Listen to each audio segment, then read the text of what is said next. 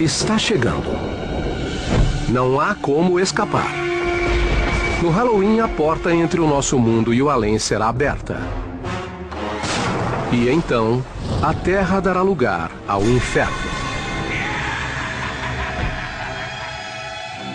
As pessoas gostam de pregar peças desde que o Halloween surgiu. Mas há quanto tempo ele existe? Qual é a sua origem?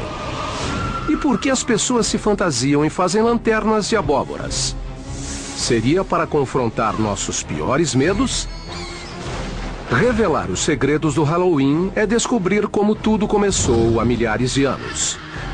Então tranque as portas, apague as luzes, mas não tenha medo. Vamos desvendar a verdadeira história do Halloween. A verdadeira história do Halloween.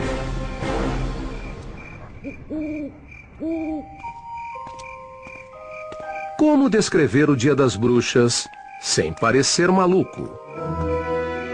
Crianças mascaradas batem à nossa porta e nos ameaçam. Em troca, nós lhes damos doces. Mas por quê? Por que esculpimos rostos em abóboras e colocamos velas dentro delas? E por que enfeitamos a casa com tumbas e caixões? A verdade é que sentimos grande prazer em assustar uns aos outros. E matar de medo.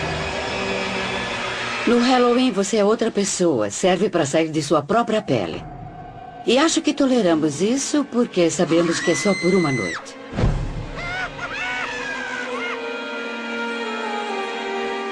Tal desejo de confrontar nossos medos da vida e da morte e zombar deles é algo milenar, bem como as tradições do Halloween.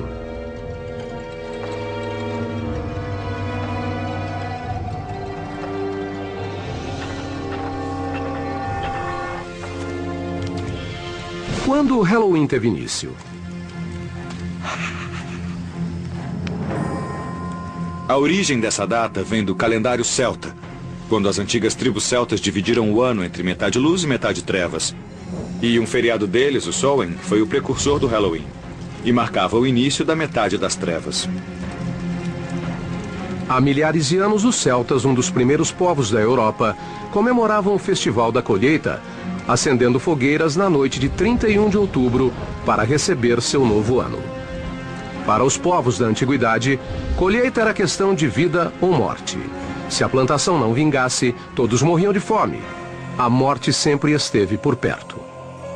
A época da colheita era meio assustadora. Os dias eram mais curtos e as noites mais longas. Ninguém tinha certeza se a comida duraria até o inverno acabar. É provavelmente daí que vem essa atmosfera de pesadelo da data. Era meio que um aviso, cada vez mais frio e escuro. Fiquem juntos, fiquem em casa.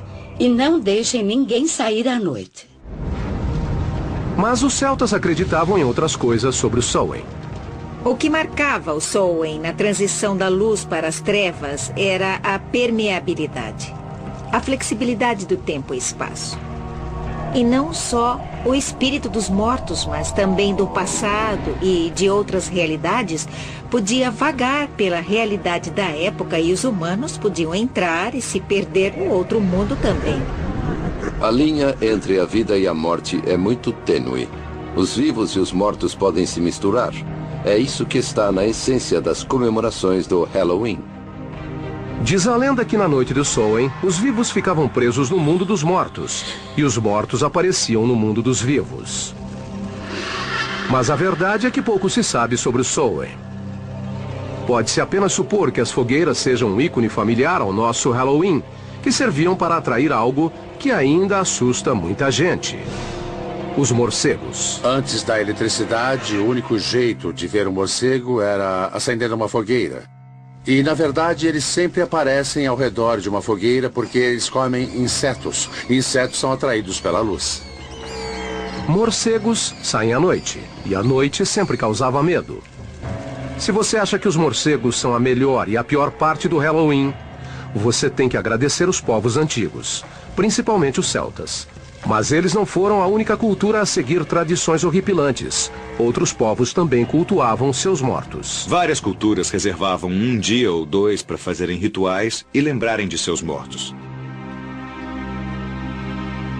O interessante é que muitas dessas culturas são do mesmo período, principalmente sociedades agrícolas. E se pensarmos bem, é na primavera que as coisas brotam do chão. Tudo ainda está verde e a colheita é feita em meados do verão. E ao longo do outono, quase no início do inverno, a plantação morre.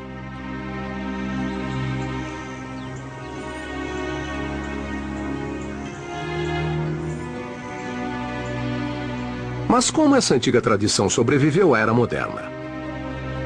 Na cultura ocidental, entre todos os povos, ela foi cultivada principalmente pelos cristãos. Em uma estranha mudança de rumo, com o desenvolvimento do cristianismo, eles adotaram e modificaram tradições folclóricas ao invés de criarem suas próprias. Assim era muito mais fácil converter os pagãos. Um dos festivais pagãos mais importantes a passar por uma remodelagem foi a Lemúria, festival em que se acalmava o espírito dos mortos e culminava no dia 13 de maio.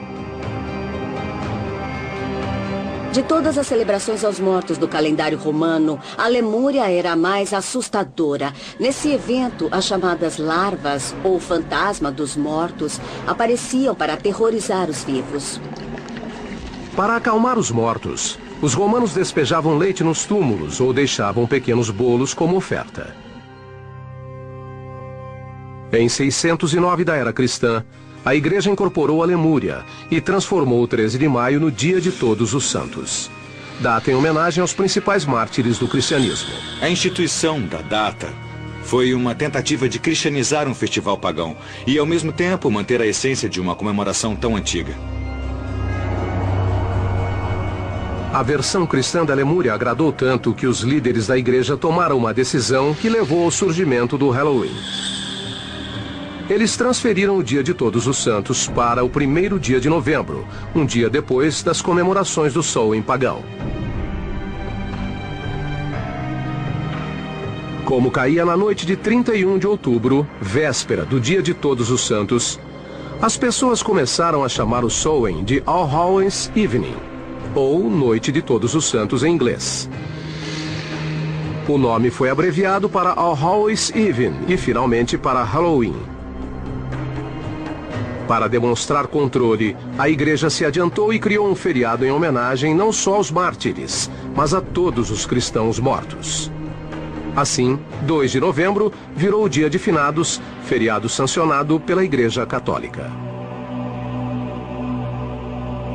Foi muito importante para o Halloween, porque é onde se retoma a associação com os finados e com a morte e com o sobrenatural. Então, agradeça à Igreja Católica pela natureza assustadora do Halloween. Mas espere, ainda tem mais. A Igreja também ajudou a estabelecer a tradição do doce ou travessura. Tudo começou em um dia de finados na Idade Média, quando padres pediram aos fiéis que rezassem pelas almas presas em um mundo intermediário que eles chamaram de purgatório. O purgatório não era um lugar agradável, não era horrível como o inferno, mas era igualmente assustador. E as almas também sofriam lá. Felizmente, os fiéis podiam interceder. Era só rezar pelas almas do purgatório. Mas como tirar as almas do purgatório? De acordo com a Igreja Católica, se os fiéis rezassem o bastante, poderiam mandar uma alma para o céu.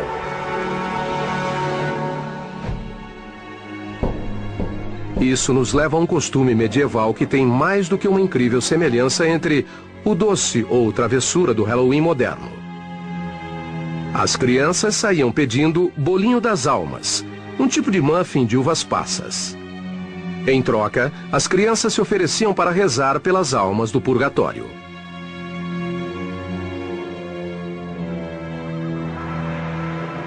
Tal precursor do doce ou travessura se tornou uma obsessão para os cristãos da era medieval, bem como outra característica essencial do Halloween: as bruxas. Na Idade Média fazia total sentido acreditar que existiam bruxas e demônios. E se existissem, seriam eles os responsáveis pelas coisas ruins do mundo. Fazia sentido caçá-los e acabar com eles. Era assim que viam o mundo. Uma histeria coletiva no século XVI ajudou a confirmar a aparência das bruxas, que para muitos é o ícone do Halloween. Geralmente mulheres, as bruxas eram vistas como ajudantes de Satã. Elas eram algo como curandeiras, e as lendas foram passando oralmente ao longo das gerações. Até que, em algum momento, isso começou a levantar suspeitas entre os religiosos com quem conviviam. Muitos dos símbolos associados a essas mulheres, que geralmente viviam sozinhas e deviam ser meio excêntricas, se tornaram símbolos associados à bruxaria.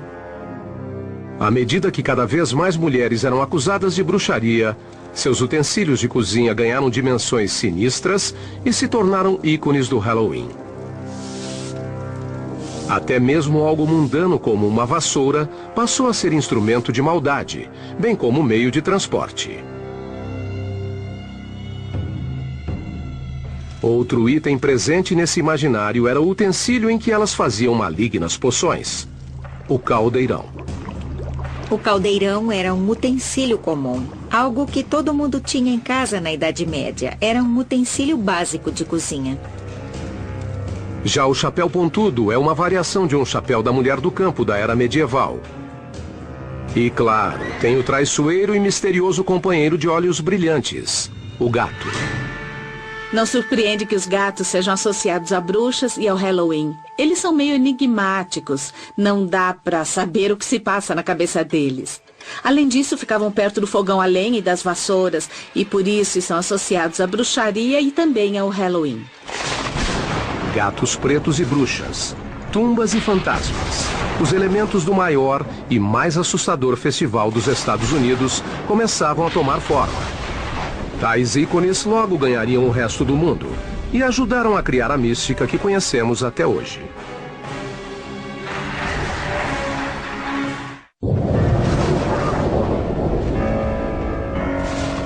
Fogueiras, adoração aos mortos, doce ou travessura. Os elementos do Halloween moderno já assustavam as pessoas no início do século XVII, mas ainda não haviam sido reunidos em uma data específica. A história logo começaria a consolidá-los e dar vida a uma estranha celebração da morte. É um feriado dedicado à morte. Seja a ameaça da morte em caso de uma colheita ruim, seja o final de uma tarefa e o começo de outra. Essa ideia de ciclo infinito de vida, morte e renovação faz parte de muitas datas comemorativas e não só do Halloween. Essa época viu a contínua influência de um dos ícones mais coloridos do Halloween, a máscara, que surgiu quase ao mesmo tempo que outra tradição do evento, a destruição. Alguns foliões mais exaltados também se embriagavam no dia de Todos os Santos e ameaçavam aqueles que não lhes dessem comida ou bebida. As máscaras serviam para esconder a identidade. As fronteiras entre os vivos e os mortos, e entre as regras sociais e a anarquia, ficavam estreitas na noite do Halloween. Na Inglaterra, eles cultivavam tradições específicas como vestir fantasias e bater de casa em casa apresentando pequenas peças. Ao final da apresentação, eles ganhavam o que comer e às vezes dinheiro. Seria um doce ou travessura? Não exatamente, mas a semelhança é evidente. Na Inglaterra do século XVII, muitos desses costumes aconteciam somente nas áreas rurais. Mas logo ganharam força na cidade graças a um terrorista católico chamado Guy Fawkes. Em 5 de novembro de 1605, Fawkes tentou explodir o parlamento inglês usando 36 barris de pólvora. Guy Fawkes foi julgado, condenado e enforcado. Segundo a lenda, seu corpo foi drenado e esquartejado e os pedaços foram lançados ao fogo.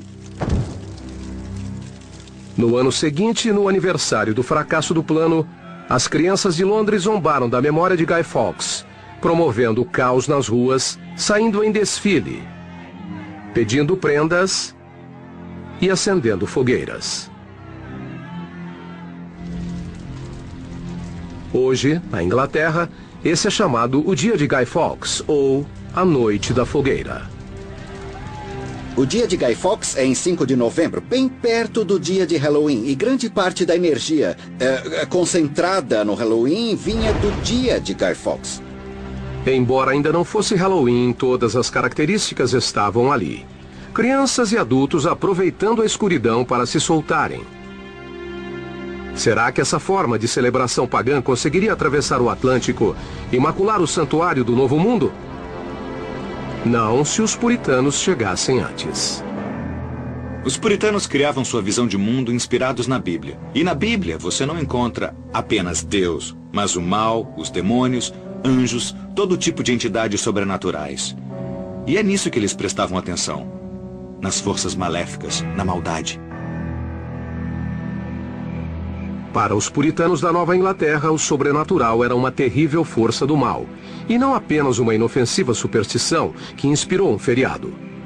Apesar do esforço para matar a tradição do Halloween, alguns adeptos da comemoração do dia de Guy Fawkes desembarcaram na América. Outros colonizadores toleravam e até aceitavam as tradições que os puritanos tanto temiam. E assim, foram plantadas as sementes do evento que logo se tornaria o Halloween americano.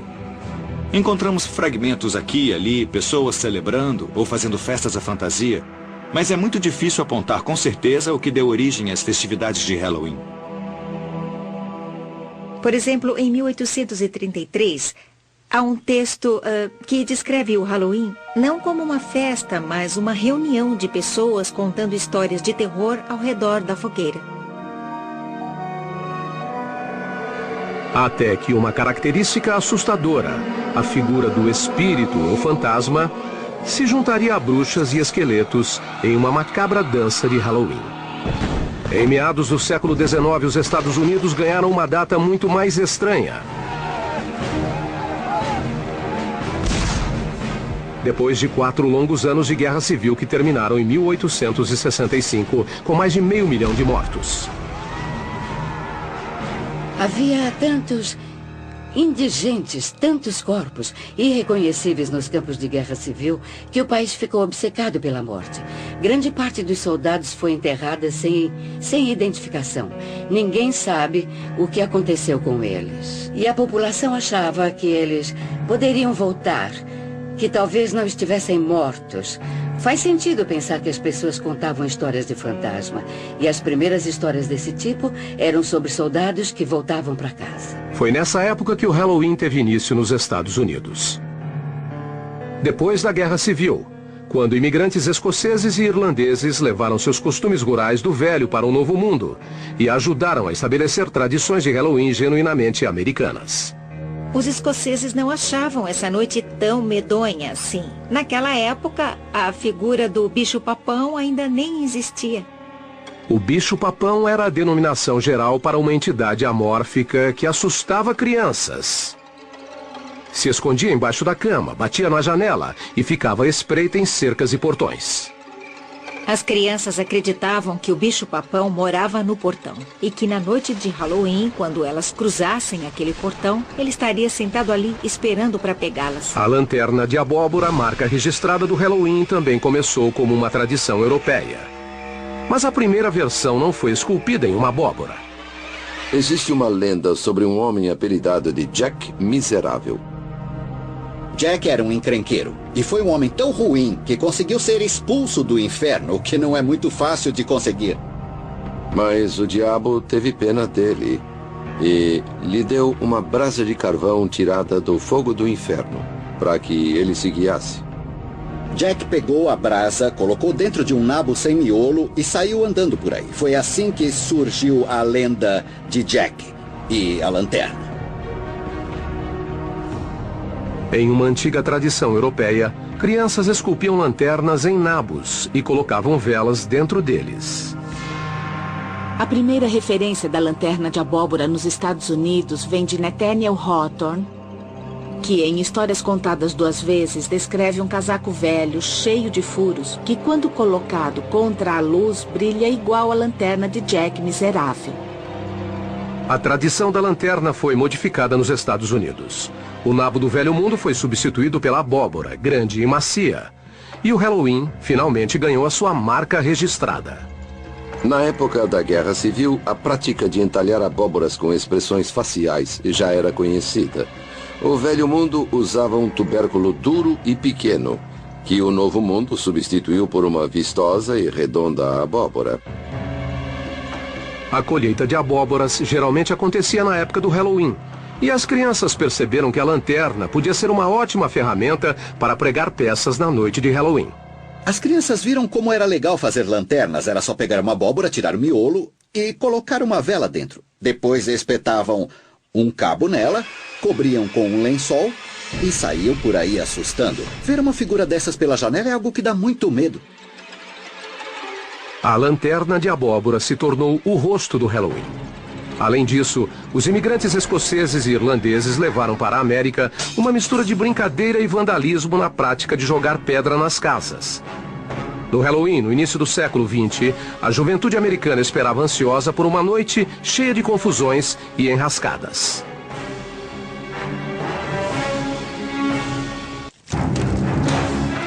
O Halloween fez uma sombria e assustadora jornada desde suas origens celtas há séculos e séculos. Na Idade Média, tornou-se uma data cristã em homenagem aos mortos.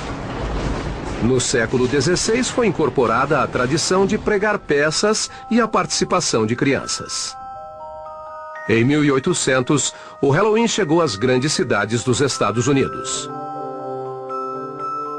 Mas a fantasmagórica face do Halloween foi reinventada em tons de laranja e preto na virada do século XX.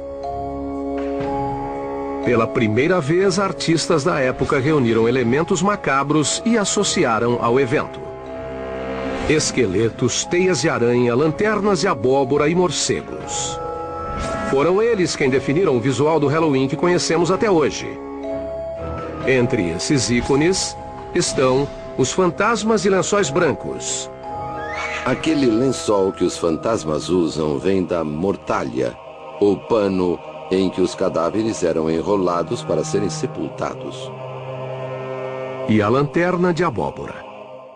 A boca escancarada é uma alusão à face da morte, bem como o buraco triangular do nariz. Mesmo quando a expressão é de alegria, ainda há uma conotação da morte na imagem.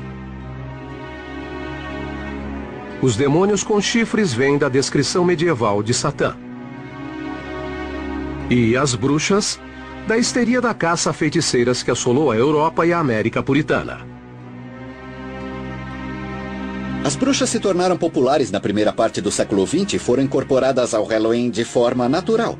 Mas houve uma mudança na maneira com que as bruxas eram retratadas. No século XIX, elas pareciam velhas, tinham um nariz enorme e aquela verruga peculiar. Já as bruxas do século XX eram um pouco mais bonitas. E isso torna o Halloween não menos assustador, mas um pouco mais malicioso. E além de modernizar antigas tradições, o Halloween também criou novos costumes, embora mais macabros. Será que a festividade perdeu sentido na virada do século? Para o desgosto de autoridades e donos de propriedades, a resposta é sim. A gente saía para aprontar um monte de traquinagens. Naquela época, os carros pareciam bugs. Os meninos maiores pegavam um bug e subiam em um monte de feno. Depois, mais uns 10 garotos iam empurrando o monte acima e deixavam o bug lá em cima. Era divertido. E nunca ninguém fez nada realmente destrutivo. Só travessuras. Mas muitos consideravam essas brincadeiras destrutivas. Geralmente pregadas por adolescentes, as peças invadiram cidades como Chicago e Filadélfia. Na década de 1920, o Halloween começou a adquirir traços caóticos. E as travessuras ficavam mais perigosas. As travessuras iam além de apenas tacar abóboras. As crianças pegavam sabão e passavam nos trilhos para que os bondes descarrilassem e os passageiros se machucassem. Elas tiravam as escadas móveis da porta das pessoas para que elas caíssem. Provocavam incêndios, apedrejavam janelas e faziam todo tipo de ação destrutiva. Na comunidade rural, os jovens desmontavam carroças e as remontavam em telhados. Também abriam as porteiras de fazendas para que os animais escapassem. Uma travessura tão popular em algumas regiões que na véspera de Halloween era chamada de Noite da Porteira. Em outros lugares era a Noite das Diabruras, ou a Noite Infernal. Durante a Grande Depressão, as travessuras eram em parte produto de uma fase de desespero ou uma desculpa para extravasar. Mas o país já estava cheio de problemas e muitas comunidades não conseguiam nem comprar comida, quanto mais limpar a bagunça deixada por vândalos. O Halloween de 1933 foi apelidado pelos jornais de Halloween Negro, por causa da destruição que muitas cidades sofreram. Os jovens deixaram de fazer brincadeiras inocentes para estourar postes de luz, incendiar casas e quebrar vidros de carros.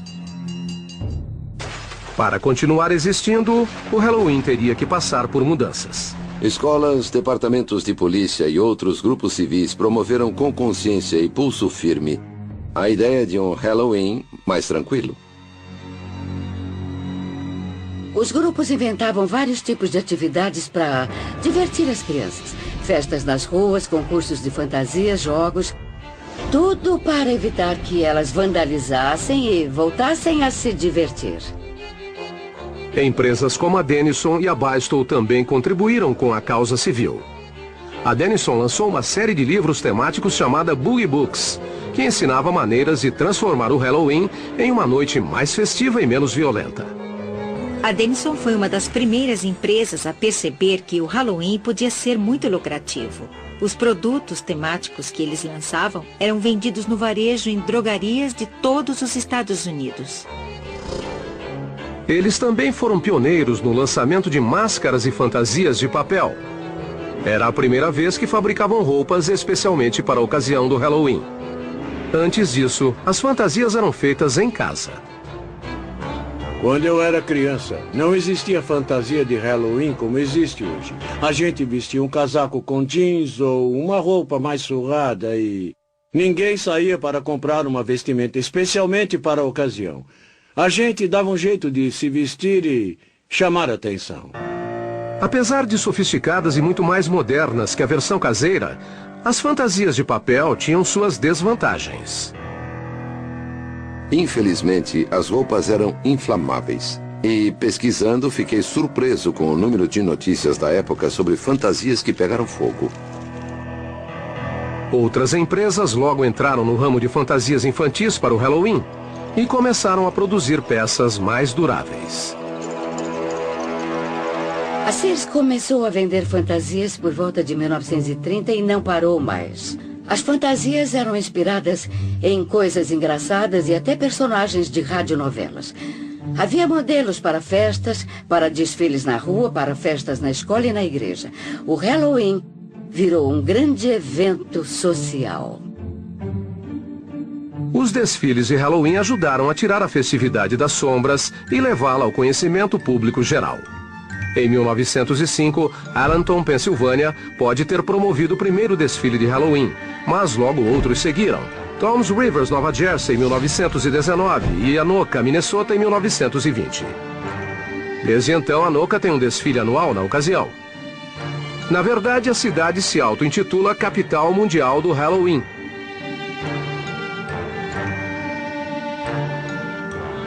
Todos os esforços locais para acabar com o vandalismo deram certo, mas o Halloween ainda precisava de uma tradição mais sólida.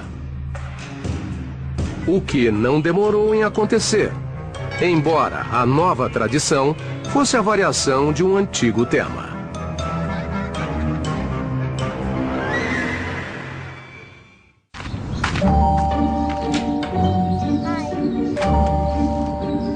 Doce ou travessura? A frase é sinônimo de quilos e quilos de guloseimas dentro de fronhas e abóboras de plástico na noite de 31 de outubro. Embora seja uma tradição milenar, a frase doce ou travessura não tem mais que 100 anos de existência.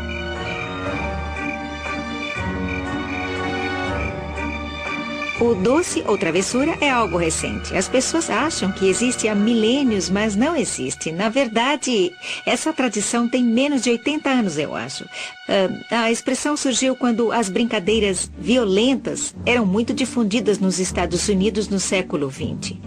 Em algum momento, alguém teve a brilhante ideia de subornar esses arruaceiros. Para não serem vandalizadas, as pessoas subornavam as crianças com doces caseiros, como pirulitos de pipoca e maçãs do amor. Em 1939, a frase e o costume ganharam seu lugar na comemoração. Doris Hudson Moss publicou um artigo na revista American Home, contando que ela deu uma festa de Halloween para as crianças do bairro e que ela ofereceu doces e ninguém pregou peças nela. Deu tudo certo. A nova tradição pedia novos tipos de doces, além das gostosuras caseiras como balas e pipoca. O comércio deu espaço para doces embalados como amendoim com doce de leite, casquinhas recheadas e o bom e velho chocolate Hershey's. Doce foi o remédio para acabar com a violência no Halloween. E era o momento certo de uma data revisitada ganhar Hollywood. Eles chegaram.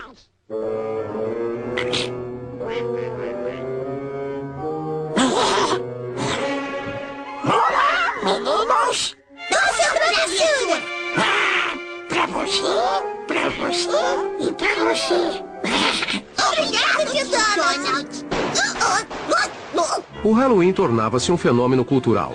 Um festival nacional com milhões de pessoas celebrando a alegria de ganhar toneladas de doce industrializado. Eu adorava o Halloween quando era criança. Eu participava de tudo. Adorava os rituais, adorava as travessuras, as diabruras que eu fazia. Adorava me fantasiar, pedir doces nas casas e também tinham as festas. Era tudo fantástico. Em 1996, o Halloween encontrou o caminho por onde todas as culturas passam. A televisão. A nova onda pop chegou ao horário nobre e os Estados Unidos saíram em busca de doces com a turma do Charlie Brown. A ideia da Grande Abóbora surgiu nos quadrinhos e quando o Charlie Shoes decidiu que seria engraçado se uma das crianças confundisse com o feriado. E é por isso que todo ano o Lino visitava a plantação de abóbora. Bem-vinda, Grande Abóbora. Pra quem que você tá escrevendo, Lino? Esta é a época do ano em que eu escrevo para a Grande Abóbora. Na noite de Halloween, ela sai da plantação de abóbora e voa carregando sacolas cheias de brinquedos para todas as crianças do mundo. Você ficou louco? Quando é que você vai parar de acreditar nessas coisas inventadas? Quando você parar de acreditar naquele homem de roupa vermelha e barba branca. A televisão e os quadrinhos mais famosos dos Estados Unidos deram ao Halloween um selo informal de aprovação. Nunca na história a data havia sido tão popular. Mas desenhos com o tema da festa feitos para crianças eram uma coisa. Um filme para adultos com o mesmo tema era bem diferente. A empreitada era inédita. Até o diretor de cinema John Carpenter assumir os riscos em 1978 com o clássico Halloween. A ideia de chamar o filme de Halloween foi da distribuidora. Quando me disseram, eu falei, vocês acertaram, ninguém ainda fez um filme sobre o assunto. E aí você pensa, uau, por que é que eu não pensei nisso antes? É uma ótima ideia. O filme custou $325 mil e arrecadou mais de 500 milhões de dólares no mundo todo. Ele abriu as portas e elevou o filme B à categoria de cinema de respeito e, sem pretensão, o filme redefiniu nossas preferências quanto a máscaras de Halloween. Tudo começou quando a falta de orçamento obrigou a equipe de figurino a criar uma máscara para Michael Myers, o vilão da trama, com pouquíssimo material. Um dos figurinistas correu até a loja de mágicas de Beth Wheeler, na Hollywood Boulevard, e comprou uma máscara do Capitão Kirk que não parecia nada com William Shatner. Era uma máscara estranha, com o rosto alongado. Era pintada com tinta spray e grudava no rosto. Ficava distorcida. Era perfeita, pois o roteiro dizia que o assassino parecia vestir a máscara. A máscara, comprada às pressas, e o vilão que a usava, logo se tornaram outro ícone do Halloween. O filme original é de 1978, mas Michael Myers ainda é um dos personagens de Halloween mais famosos de todos os tempos. A ideia do maníaco mascarado, aterrorizando os jovens no Halloween, mudou o foco dos filmes de fantasmas e demônios para vilões humanos. Mas a estranha máscara fez mais que isso. Ela ajudou a redefinir os limites do sentido de esconder o rosto no Halloween e apresentou uma nova face à comemoração. A face de um novo milênio.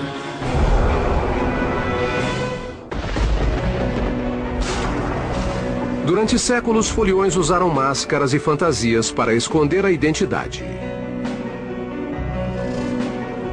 Hoje, trata-se de um negócio multimilionário. A Halloween Towns, em Burbank, Califórnia, é a mais famosa das lojas temáticas. Funciona o ano todo e atende com satisfação clientes que precisam se disfarçar. Inauguramos a loja há 10 anos e queríamos fazer algo especial, então decidimos abrir o ano inteiro uma loja permanente, com um ambiente assustador e produtos de qualidade. Isso deixa os clientes com vontade de fazer compras de Halloween. A loja está repleta de produtos temáticos, mas o carro-chefe da Halloween Towns é a máscara. Temos dezenas de máscaras. Temos as melhores máscaras de zumbis e de palhaços. Máscaras e fantasias sempre foram ótimas desculpas para se liberar, para mudar de comportamento. E uma festa como o Halloween, em que todos se fantasiam, é mais do que perfeita. Quando eu era criança, adorava máscaras, mas as lojas locais geralmente vendiam umas máscaras de plástico mole que logo perdiam a forma. Com o passar do tempo, a brincadeira virou uma forma de arte e os técnicos gastam horas modelando e pintando. Hoje é possível comprar um modelo de qualidade similar às máscaras do cinema. E disso Wayne Todd entende. Ele é técnico de efeitos especiais de grandes estúdios. Nossos clientes exigem produtos de altíssima qualidade e fazemos o máximo para satisfazê-los. Temos fantasias finas, coletes e todo tipo de acessório que não se encontra em qualquer lugar. É nossa especialidade. Seja lá o que você procura, a gente tem. As modernas máscaras e fantasias de hoje são muito diferentes dos demônios, bruxas, esqueletos e fantasmas genéricos dos anos 60. Foi nessa época que o figurino do Halloween começou a mudar. Hollywood influenciava o que as crianças vestiam, transformando-as em seus personagens de TV e cinema prediletos. Hoje, essa tendência virou uma obsessão.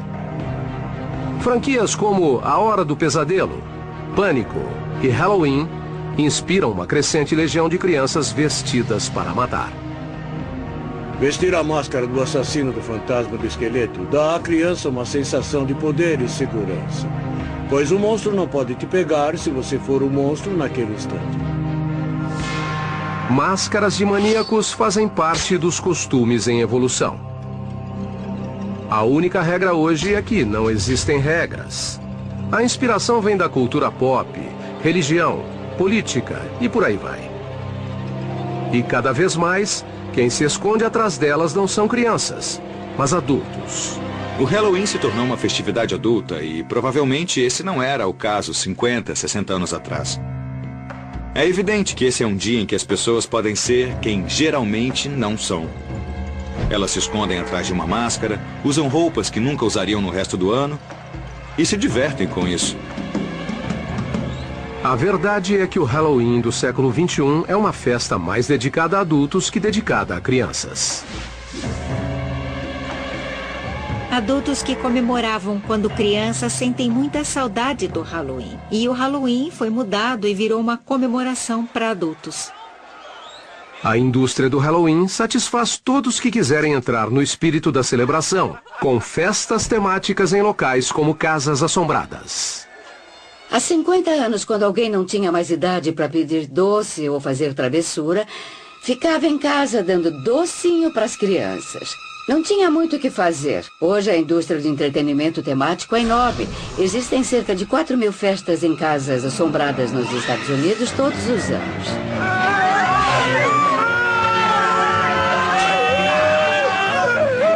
Eu adorava casas assombradas. Me fascinavam e me aterrorizavam na infância. Mas as casas assombradas não são o único lugar em que os adultos podem ir no Halloween. Em festas como o desfile de Halloween de Greenwich Village, em Nova York, e o carnaval no Halloween, em West Hollywood, a comemoração ganha ares um pouco mais loucos e maliciosos. O Halloween Gay é um acontecimento em São Francisco, em Los Angeles e, claro, foi incorporado às festas em Nova York. Mas o que atrai é essa ideia de virar o mundo do avesso e ser quem você nunca foi ou gostaria de ser. Trata-se da eterna obsessão americana com a autotransformação. E acho que esse foi o combustível do Halloween nos Estados Unidos. O Halloween sexualmente liberal cruzou os limites entre adultos e somente para adultos. Se analisarmos as fantasias vendidas para adultos, especialmente as femininas, parecem roupas usadas por prostitutas ou coisas como enfermeira sexy, doméstica sexy, qualquer coisa sexy. Os adultos deram um passo à frente. Guardaram os doces industrializados e hoje preferem sair com os filhos pedindo gostosuras de porta em porta. Os foliões dos anos 70 e 80 têm a chance de reviver os Halloweens de infância e vestir fantasias enquanto supostamente ficam de olho nos filhos. E da mesma forma que assusta crianças, o Halloween também assusta os pais. Eles têm medo de mandarem os filhos para um mundo hostil, cheio de balas envenenadas e maçãs recheadas de lâminas. Eu mesmo cresci ouvindo falar de maçãs com lâminas dentro. Mas essa é uma típica lenda contemporânea que todos conhecem. Outro termo é lenda urbana.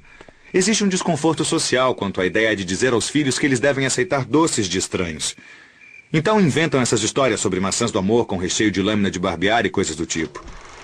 Todo ano os pais ficam muito preocupados. Mas alguém já ficou sabendo de um caso desses? Acho que já deve ter acontecido sim. Mas a questão é perguntar o que veio primeiro. A história ou a ação? Lâminas em maçãs, lanternas de abóboras, bolinho das almas. São vários os traços que compõem a lenda do Halloween como hoje conhecemos. A festividade desse século veste muitas máscaras e é uma noite em que os adultos passam um pouco dos limites. Todas as mulheres têm seu lado sexy. Parece que no Halloween elas se libertam, mas bem que a gente podia fazer isso com mais frequência. Mesmo assim, o Halloween ainda é domínio das crianças. As crianças têm uma noite por ano em que podem assumir o comando. Se transformam em algo que geralmente não são e ganham doces como recompensa e privilégio de participar disso. É uma data incrível para elas. O Halloween não serve para controlar as energias. Sabe, é uma data para extravasar. E isso sempre acontece. Analisando de perto, o Halloween é uma amostra de tudo aquilo que a raça humana teme. Ao longo dos séculos, aprendemos a viver com tudo que nos dá medo. Mas a cada 31 de outubro, transformamos nosso medo em diversão. Mas, cuidado com casas assombradas e ranger de portas, lençóis flutuantes e luas cheias. E não se assuste se uma abóbora iluminada te desejar um Feliz Halloween!